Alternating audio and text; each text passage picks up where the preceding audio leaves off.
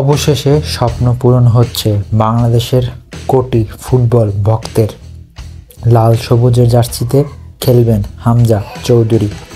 আজ বাংলাদেশ সময় সন্ধ্যা 7টায় নিজের ফেসবুক পেজ থেকে হামজা চৌধুরী এই খুশির খবর দেন। তিনি জানান তিনি বাংলাদেশ জাতীয় ফুটবল দলের হয়ে খেলার অনুমতি পেয়েছেন। ফিফার ফুটবল ট্রাইব্যুনালের প্লেয়ার স্ট্যাটাস চেম্বার এই সিদ্ধান্ত জানিয়েছে। হামজা চৌধুরীর পুরো নাম হামজা দেওয়ান চৌধুরী। তিনি প্রিমিয়ার লিগের ক্লাব লেস্টার সিটিতে মিডফিল্ডার হিসেবে খেলেন। তার জন্ম 1 অক্টোবর 1997 সালে ইংল্যান্ডে। তিনি বাংলাদেশি বংশোদ্ভূত। হামজার জন্ম ইংল্যান্ড হলেও তার মা বাংলাদেশি। মায়ের বাড়ি সিলেট বিভাগের হবিগঞ্জ জেলায়। মায়ের সঙ্গে তিনি বাংলাদেশে এসেছেন, সিলেট বিভাগেও ঘুরেছেন।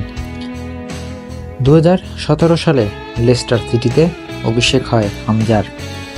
2021 সালের লেস্টার সিটির ঐতিহাসিক FA কাপ জয়সহ গুরুত্বপূর্ণ অর্জনের অংশ ছিলেন তিনি।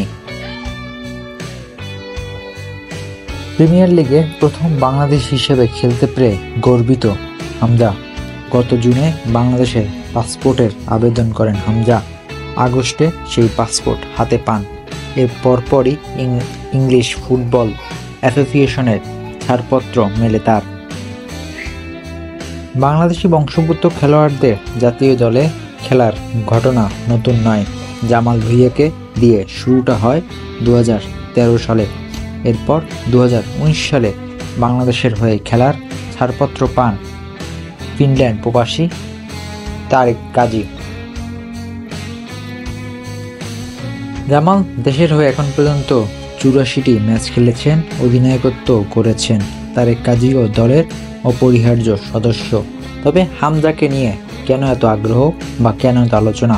কারণ একটাই, হামজা যে ইউরোপীয় ক্লাব ফুটবলের শীর্ষ পর্যায়ে খেলেছেন, এমন কেউ আগে বাংলাদেশের হয়ে খেলেনি। বাংলাদেশি বংশোদ্ভূত ফুটবলারদের মধ্যে এর আগে শুধু তারেক কাজী ইউরোপীয় ক্লাব ফুটবল প্রতিযোগিতায় খেলেছেন।